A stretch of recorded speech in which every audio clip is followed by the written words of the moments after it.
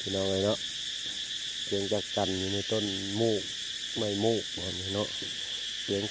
แซวอยู่พี่น้องเนาะพอจะดูการเสร็จแล้วเนาะตัดภาพมาทางนี้พี่น้องเนาะดูทางบ้านฟ้าลำเพลินเพิ่นพี่น้องเนาะก่อนอื่นนะครับทักทายสบายดีพ่อแม่พี่น้องเบิดผู้ทุกคนเนาะมื้อนี้พบพ่อกับช่องบ่าวเพิ่งเคยลาอีกคือเก่าพี่น้องเนาะพบกับบรรยากาศเสียงจากจันห้องสนั่นหวั่นไหวอยู่พี่น้องเนาะ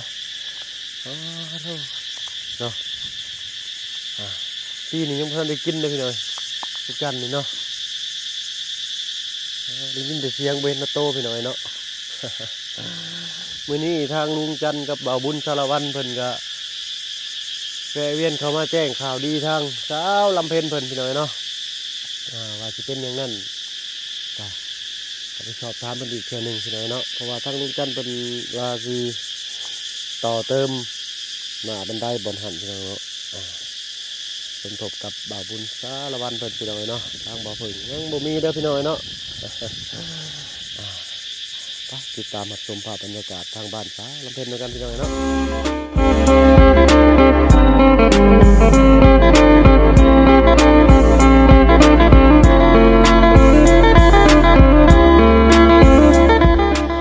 ตอนนี้บรรยากาศทักทายสบายดีพ่อพี่น้องเมื่อจะผู้สุคนอีกเทื่อนึงพี่น้องเนาะพร้อมกับบรรยากาศแดดพี่น้องเนาะพบพ่อกันมื้อนี้อยู่ที่บ้านหน้าโพคำเนาะอยู่ทั้งบ้านสาวลำเพ็ญคือเก่าพี่น้อยเนาะไปพบไปพ่อไปถามทางชาวลำเพ็ญเพิ่นอีกเนาะพี่น้อยเนาะยังแก๊กกันแซวอยู่พี่น้อยเนาะ สบายดีทางชาวลำเพ็ญจ้าสบายดีโดยเนาะขออนุญาตติดหมากระเบิดแน่เนาะ จังได้แตกเลยเนาะจะแตกใช่ไหมฮะเนาะฉันบ่แตกแล้วก็พดออกแล้ว กินข้าวกินน้ำหรือบ่มื้อนี้เนาะยังเหงื่อไหลไข่ย่อยเราก็ได้พี่น้อยเนาะเลยฮ้อนขนาดเลยเนาะบ่ฮ้อนขนาดเลยฮ้อนอี บ่ได้ฮ้อนขนาดฮ้อนอะไรเราอะ อารมณ์ขับคันมาตลอดนะสาวลำเพ็ญพอดีเนาะนี่นักห้องประจำกายอีกบัดนี้เนาะนักห้องประจำท้องถิ่นเงี้ยอยู่เนาะเลยยังแต่ดาวเต้นประจำเวทียังจะได้เต้นประจำเวทีอีกเลยเนาะลูกหลานที่เชื่อได้นี่ฮะน้องปีใหม่ทั้งบ่ฝึกมาแต่หลายเถื่อกันยังบ่ได้ถามสื่อเชียงเรียงน้ำลูกเพิ่นพี่น้อยเนาะรู้จักแต่ทั้งชื่อแม่เพิ่นหรือว่าถามไปแล้วแต่ทั้งบ่ฝึกลืมบ่เนาะก็บ่ฮู้คือกันกินข้าวกินน้ำกับยังสาวลำเพ็ญมื้อนี้บ่มีน้ำกินบ่มีน้ำกินจ้ำฮ้อนหลายเลยบ่ได้ไปเยียนแมงตะโอดอีกบ่บ่ฮ้อนหลายบ่ได้ไปหลายเนาะเป็นได้พักหญ้าคาหุ่นช่วงนี้โอ้ยแดดปานนี้เนาะเลยตอนนี้ไฟกระดับอีกไฟดับบ่มื้อนี้เดินไปแล้วดับไฟกระดับเนาะทางบ่าวบุญชาละวันเพิ่นเข้ามาแจ้งข่าวดีอันมีหยังอันปฏิหายว่าน้องปีใหม่บ่ให้เด้อเนาะทางบ่าวบุญเพิ่นเข้าบ่าวบุญชาละวันเพิ่นเข้ามาแจ้งข่าวดีว่าอันเฮ็ดบันไดบ่เนาะเดินไปแล้วสร้างได้หรือบ่สร้างแกยังที่ไปหาเนาะแล้วต้องรับพี่ใบ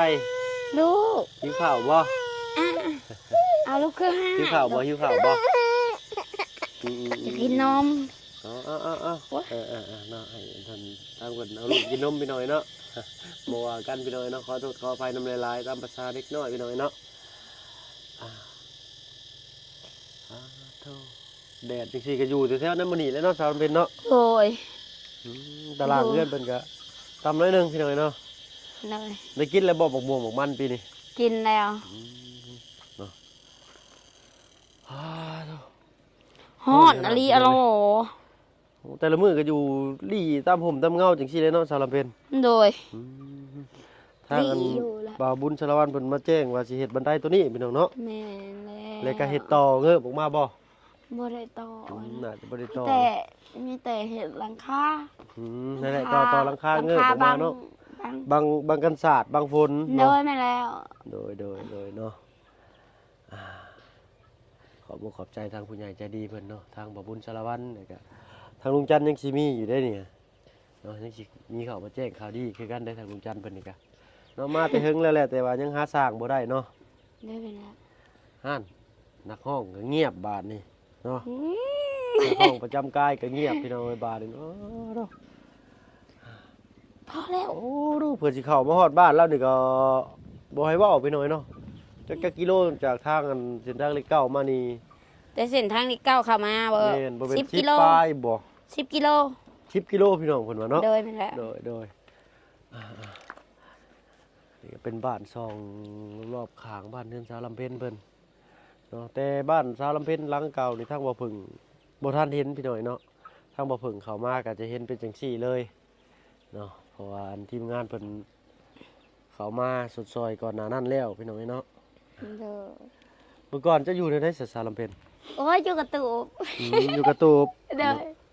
ตอนอยู่กระตูบนี่ทางลูกนี่ยังบ่ทันได้บ่ยังบ่ โด ทัน ย ได้ลูก ทอ บ่ นทอง ท้องอยู่เนาะ โดย อ๋อสรุปว่า ทางทีมงานนั่นนี่ก็เห็นนั่นน้องปีใหม่ตั้งแต่ยังอยู่ในท้องบ่เลยเนาะ โดยเป็นแล้ว อ๋อเนาะจักปีแล้วเดี๋ยวนี้ เดี๋ยวนี้2 ปี 2 ปี3 ปีปลายพุ่นแล้วนี่เนาะ โดยเป็นแล้ว3 ปีกว่าๆแล้วอ๋อ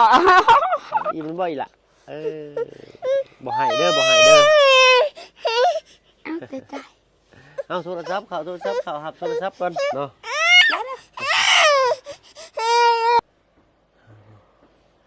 โอ้2 ปีแล้วยังอันกินนมแม่อยู่เนาะ โดยเป็นแล้ว พักหญ้าขาหุ่นก็บ่ได้ฮดบ่ได้หยังเลยเนาะมันตายช่วงนี้เนาะมึงยังฮดอยู่บ่ ไทย เบอร์ไทยบ่ว้าวโทรมาบ่เนาะเพิ่นอยากโทรมาแอนมาล้มน้ำประจ้า เด้อฮันดา ถูกใจเพิ่นพี่น้องเนาะเบอร์ไทยเพิ่นว่าเนาะคือบ่ฮับใช้เพิ่นกินนี่ฮับบ่ทันบ่ หาบ่ทันได้หา ไปแจกเบอร์ผู้ใดในแล้วนี่ อุ้ยยังบ่ทันได้แจกเว้ย ยังบ่ทันได้แจกช่ำพี่น้องเนาะ เลยเอ้าลูก พักหญ้าขาหุ่นได้ซานเอลำเพิ่น โอ้ยบ่ได้เฮ็ดเลย มันเดดเนาะ แม่นแดดดอก ไก่ บ่ไหวไก่ เพิ่นก็บ่ ไก่ อยู่ นี่ เลย ยามกลางเว้นบ่มีผู้เจ้า อืม ยามมื้อแรงน่ะมีผู้เจ้า อืมยามมื้อแรงเพิ่นก็เขาลกเขาคอกเนาะ แม่นมีผู้เจ้าโลด เนาะโอ้อากาศวันนี้นี่สุดยอดเลยพี่น้อยเนาะ โอ้ย เสือเปียกด้วย หลายมื้อ ทั้งมะพึ่งนี่ก็ได้ ลายมือเลย เนาะรักษาสุขภาพกันเด้อเนาะทางพี่น้องฝั่งไทยและฝั่งลาวหรืออยู่ไสก็ตามแต่พี่น้องเนาะตามสภาพอากาศนี่บ่ทันได้พี่น้อยเนาะ แม่น ทางทีมงานเนาะก็เนี่ยส้นทุมส้นเงาไปตามต้นไม้ต้นตอกนี่แหละเนาะ โดย ไปบางบ้านบางหยังก็บ่มีต้นไม้ก็บ่มีแท้ๆได้ทางไหนก็ได้ โอ้ เนาะ ย คือชาวบ้านชาวลำเพ็ญนี่ก็อันนี้ในสวนเพิ่นนี่บ่มีต้นไม้ใหญ่พี่น้อยเนาะมีก็ผู้ มี อยู่ผู้อยู่ มี ทางห หา ลังบ้า ไก่ นอยู่ทางหลังบ้านพุ่นบัดจากเบิ่งหน้าบ้านแน่เนาะ อยากลิ้นแนวหน้าบ้านเด้อ โอ้สงกรานต์นี่ไปเล่นใช่เจ้าบ่ได้ไปใส่ดอกเนาะ บ่ซก โอ้มันเบิดรุ่นเบิดสมัยเลยเนาะ เป็นบลาอยู่ เป็นบลาอยู่แล้วเนาะให้เด็กๆเด็กน้อยเพิ่นเล่นกันเนาะ เนยเฒ่าแล้ว เอาเฒ่าแล้วบ้านนี้คือสิบ่ได้เล่นบ่ได้แอนดอกพี่น้องเนาะอยู่กับลูกกับเต้า เลย ชงน้ำชงในพ่อแม่อะไรก็คือสิสบายอกสบายใจเลยแหละเนาะ เลยพ่อแม่ก็บ่มีอีก เนาะก็อยู่กับลูกกับหลานนี่แหละบ้านนี้เนาะ อยู่กับลูกกับเต้า จำได้ก็โอเคแล้วพี่น้องเนาะ เลยอยู่กับลูกกับเต้าอยู่กับหมู่กับครูไปนะ โดยลูกพาชวนไปลิ้นทางใดก็ไป แล้วนายเพิ่นก็ใหญ่เป็นหมู่ได้เลยเนาะนี่เนาะ นี่ก็เป็นหมู่แหละแม่ บ่เหงาเลยเนาะ แม่แม่นะให้ ไม่ให้ว่าน้องล่ะป่ะไม่ให้บ่ ขอบใจเด้อ เข้าใจหักเว้ายังบ่ได้เนาะ ว้าว เว้าอยู่เนาะ โดย โดย หายังอาย แล้วลุงจันทร์สิมีของมาฝากเด้อน้องล่ะเด้อ ได้ได้ ได้กินนมเลยก็เศร้าให้แล้วบัดนี้พี่น้องเนาะป้าพาย่างไปเบิ่งสวนผักในสารเพนเป็นอะไรเนาะคือสิโอ้เนาะ ไปย่างไปเบิ่งปะ ป้าน้องล่ะ ไปเด้อย่าง ย่างไปเบิ่งเชิญพักเฮาไป มาพี่น้องเนาะ เชิญพักเฮากะโอ้ยอยากเช้า ลุก มาล ขึ้ อน ง แล้ว จง วิ่ง จ เนาะ อยมาลองจงจอย นี่บ้านเพิ่นก็สีฟ้าองค์ตรงอยู่ได้พี่น้องเนาะเพิ่นว่าเพิ่นสิต่อออกมานี่พี่น้องเนาะนี่ต่อเฮ็ดบันไดแหละก็ต่อออกมาให้วิทย์นี่น้อยหนึงเนาะพอได้กันฝนบ่ให้ฝนสาดบ่ให้มันก่อนกัดก่อนไว้เนาะ แ แม่น เด้มาอยู่ห่มย่างนี่ก็เย็นช่วยสวยพี่น้อยเนาะ ยินช่วยแต่บ่ได้ยังบ่ได้เก็บหอดใบยางเก็บคู่มือได้ใบยางนี่ มันก็หล่นคู่มือเนาะ ลงคู่มือเก็บคู่มือเอาเลยโทษลูกขอโทษ โอ้โถพักหญ้าคาหุ่นเพิ่นก็ กล้วย สิฮดแต่โตมันยังนี่แหละตามเบิ่งนี่เนาะ อันนี้ปลูกใหม่กะดิ อืม เห็นบ่ปลูกใหม่กะ ปลูกใหม่บ่นี่ แม่น ไก่ ปลูกใหม่ก็ไก่ชะ น้องแยงเนาะ บ่รอดบ่รอด โอ้คักคือต้นกล้วยต้นนี้เพิ่นนี่แหละพี่น้อยเนาะเตี้ยตำป้อม ลูกอ้อมข้างอ้อมเอวต้นกล้วยเพิ่นก็ได้คือกับเจ้าของบ้านนี่เนาะ เว้านัวหัวม่วนสินะ เด้ พี่น้อย กล้วยกล้วยสุกเขียวเลยนี่ กล้วยชุกเขียว เด้อ บ้านเขาเอิ้นว่ากล้วยง่าวบ่นี่ แม่นกล้วย กล้วย งาม ง่าวเนาะหากยังบ่ทันใหญ่เต็มที่เนาะ เด้อจักสิใหญ่จักบ่ ใหญ่อยู่ดอก สิ เนาะ เป็นคะแนน ต้นกล้วยกับคนก็สูสีกันเลยพี่น้อยเนาะ พอดีเลย พอดีซ้ำกันเนาะ เลย เอามาคุ้งมื้อนี้โอ้เป็นสุดต้นพี่น้อยเนาะ โดยทกดกน่ะ โอ้ต้นน่ะก็ได้ แต่ คำป้อมคือคนอีกบักคุ้งก็ได้เนาะ หากบ่เห็นต้นม่วงเนาะ ต้นม่วง ยังบ่ทันใหญ่บ่ จะบ่เห็นหน้าต้นม่วงนั่งหนาว ใช่หน้าบ้านบ่ เลย โอ้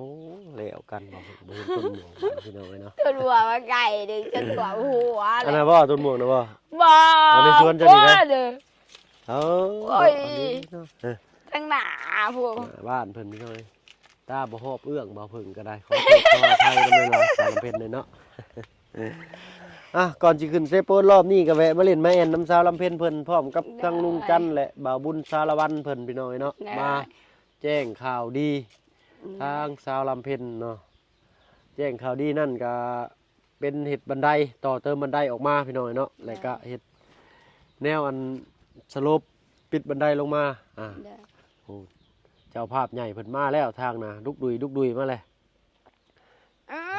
ลืมของฝากของต้อน หรือว่าไม่มี ฮะ ซื้ออาหารแม่งแช่ โดย เนาะ เนาะขาผ่านทาง เด้ จ่าย อ อ่า ขอบคุณขอบ ว่า คุ เอา ณ ไป ไม่ได้เนี่ยล่ะ เนาะทางบ่าวบุญสารวัน เด้เลย ก็เดินทางมาเหมือนกัน3เคยคือเก่าพี่น้อยเนาะสบายดีจ้ะเนาะ เออ อันนี้ก็ จ้าเลย มาหาน้องปีใหม่อันนี้ก็เสียค่าผ่านทางมาแล้วก็มาเสียค่าด่านอีกพี่น้อยเนาะ เลย เนาะแต่ละรอบมานี่ต้องเสียค่าด่านก่อนได้เนาะ กระดานก่อน เด้อต้อง มาเชียร์คาดานเราได้ ต้องแวะเวียนมาหาทางกันสาวลำเพ็ญเพิ่นก่อน ก พี่ ระ น้อ ดาย นอะไรมันปั๊บได้เนาะปั๊บไม้ได้ หมุนบดผักเรา เอ้าตะก็ก็ ฮ้อนพี่น้อยเนาะใครเนี่ยจะอยู่ห่มย่างสิเนาะ ผมย่างกับ เป็นห่มย่างฝั่งสวนเพิ่นเนาะแต่ว่าจะได้ใส่ห่มใส่เงาห่วมกับเพิ่นเนาะ เลย ใบไม้ใบตอกของตาเพิ่นก็เก็บตลอดได้อพี่น้องใบเพิ่นก็ล้นต เก็บ ลอด คู่ เล มื ย อบอกเก็บคู่มือแห้งเต็ก บ่ฮักบ่ต้นบ่หุงเอาไปปลูกหั่นน่ะ โอ้ยบ่หักเด้ท้องคน สองคนนะมันบ่ฮักมันบ่าบุญขึ้นนี่โอ้ยเล่นก้นขึ้นมาทั้งหักด้วยเนาะ เนาะ ตอกยอบเพิ่นคือสิบ่ฮักดอกพี่น้อย ถอ เนาะ นถอนหักออกเลยแล้ ฮอ ว ดบ่60 50โลสองคนขึ้นนี่ สารเพนได้บ่47โล 42 42โลโอ้ยสองคนบ่ฮอด50พี่น้อยเนาะ 10โลเนาะ 80 โลบ่ฮอด 50ปลายเนาะตีไป50ปลายโอ้สำบ่บุญนี่จักโลเลยบ่บุญทางเจ้านี่ แล้วก็นี่ติดตรงเจ้านี่ไปหาหมอบางเจ้านี่67โล หน้าเลย เนาะเพราะว่าบ่เป็นไข่70เหยียด ประมาณ68 ๆ8 เต็มที่ 70ซะเนาะ 70ขอโทษ เออ ไว้แล้วเนาะ ทาง หา บ่ ย เพิ่ง ใจหายใจ นี่ ดิ ประมาณ57 58โลเนาะพอดีอยู่ซำนี้เนาะ บ่ได้น้ำหนักนี่สัดส่วนสูงกับน้ำหนักนี่แล้วแต่อะไร แม่น แม่ เนาะ น แล้วแต่คนบางคนก็ป้อมแต่ว่าน้ำหนักหลายก็มีกระดูกใหญ่ แม่น พี่น้อยเนาะบางคนสูงใหญ่แต่ว่าบาง โดย ก็ น้ำ เบา หนัก ลง น้ำหนักวัน บ่หลายก็มี หลายก็มีเลยบางคน เออ บางคนนี่ใหญ่สูงนี่จะจ้อยแห้งๆแต่ว่าน้ำหนักหลาย แม่นเนาะแล้วแต่สัดส่วน โดยโดย เจอกระดูกใหญ่เพิ่น แม่น ยังจองปุ้มคุงไว้บ่นี่ เพิ่น แม่น ยังว่า เพิ่นเฮ็ดด้วยตากเครื่องเพิ่นบ่นี่ ผาดเครื่อง อันนี้คือต้นบักถั่วแท้นี่เนาะ บ่มีมากันหันเด้ดิ ถั่วเฮถั่วแปบถั่วพูเนาะ บ่แป๊บ แปบ แปบ นี่ โอ้ แปบใหญ่ได้นี่ แม่น ชิมเบิ่งดูบ่บุญ อืม กรอบ ห้อย อืม แตกป๊อกป๊อกป๊อก อืม เฮ็ดแต่หน่วยเดียว วิลกูดแซ่บแล้วหากระฉีดพูดไปลองกินอีกได้ออร์แก อยาก นิก ขาย เนาะ ยา ออร์แก แล้ว นิก มาแล้ว ยาขายยาพ่อมีเองเพิ่มขึ้นไปอีกบาทนี่น้องเนาะแล้วปลอดสารผิดได้บาทละ โอ้ย ต้นมะ ไป ฮุง ใส่ เพื่อนเรานี่ สบู่ มีสุต้นพี่น้องเอ้ยเนาะหมากตั้งแต่ต้นน้อยหนึ่งต้นสองต้นบ่มีหมากเนาะกายหันมีหมากเบิด เขา เอา ไป ไว้ ใส่ แล้วอันเนียนเจมะเขือเด้ เน้นเนียนมะเขือกรอบได้ อืม มันหมากใหญ่กว่านี้บ่ซาลาเปน โดยไง อันนี้หมากน้อยเนาะแปดใหญ่พี่น้องเองนี่เนาะเด้หมากอันนี้นี่ผสมพอดี สมบูรณ์ดี กินได้ ได้ดิกินได้อยู่อัน มันกระเจี๊ยบ กระเจี๊ยบเนาะผู้เด้บ่บุญผู้สองฟักผู้ถึงผู้เด้ ขอยืมของ จัดหน่อยอันนั้นนี่เนาะ ทุก ข้าว ไร เที่ยง อยู่ บ่ทันได้กิน เขา กันบ่จักแต่เบิ่งชงนี่ผู้ได้ผู้ห่านป่นหมากแปบเพิ่น อืม แซ่บแท้นี่ข่อยก็อยากกินน้ำเด้กินอันนี่เนาะเนื้อซะถึงอยู่บ่ของหมากฮะอ๋อเฮ็ด อืม กินกันซั่นเลย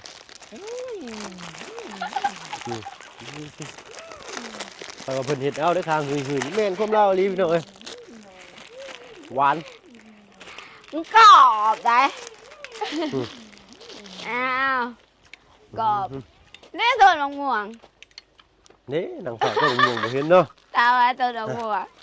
สำหรับคลิปนี้ก็บ่มีหยังหลายพี่น้องเนาะแวะเวียนเข้ามาเล่นมาแอวน้ำสาวลำเพ็ญมาเสียค่าด่านให้เพิ่น ทำมึงใช่ไหม แล้วพร้อมทั้งบ่าวบุญสารวัตรเลยก็ทางลุงจันทร์มาแจ้งข่าวดีเนาะนิดหน่อยสิให้ละบาดนี่ แซ่บเลยกรอบ หิวข้าวนะตามเบิ่งนี่หิวข้าวบ่พี่น้องเนาะเมื่อกี้นี่ก็โทรศัพท์ฮ้อนอุณหภูมิสูงเกินไปพี่น้อยเนาะเสร็จสิ้นทางบ้านสาวลำเพ็ญเพิ่นพี่น้อยเนาะก็เดินทางมุ่งหน้าต่อพุ่นแหละจุดหมายปลายทางก็ ยันแก๊สระเบิดไปเลย เด้อเนาะทางแก๊สก็คือท้ายรถรวยจักสิจะถึงปานใดฮอดเนาะก็คือสิฮอดสิถึงอยู่ดอก 40 องศาไปนั่งกันเนาะ โอ้37 38ผู้จักพี่น้องร้อนขนาดเลยเนาะขอโทษขออภัยไม่เป็นไร ไปขายไปจักเนาะ แม่นแน่เป็นชื่อว่าเป็นหมัดเนาะทางกระมาสดๆใหม่ๆเลยหวานนี่วายนี่ไปเนาะทางเฮาก็คลิปนี้ก็สิขอตัวลาก่อนพี่น้อยเนาะและพบพ่อกันอยู่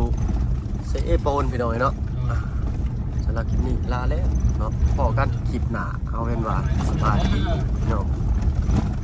ไปบาย ใจกันเลยพี่น้องเด้อ โอ้ยเนาะ ข้าวกันเลยพี่น้องเด้อเนาะ โดยเนาะสบายดี ใจกันก่อนเลยพี่น้องเด้อ โดยเนาะ สวัสดีพี่น้องเด้อบรรสุขทุกคนเด้อ จ้า ชมตลอดมาเด้อสวัสดี โดยเนาะ โอ้ย ไปเอากันได้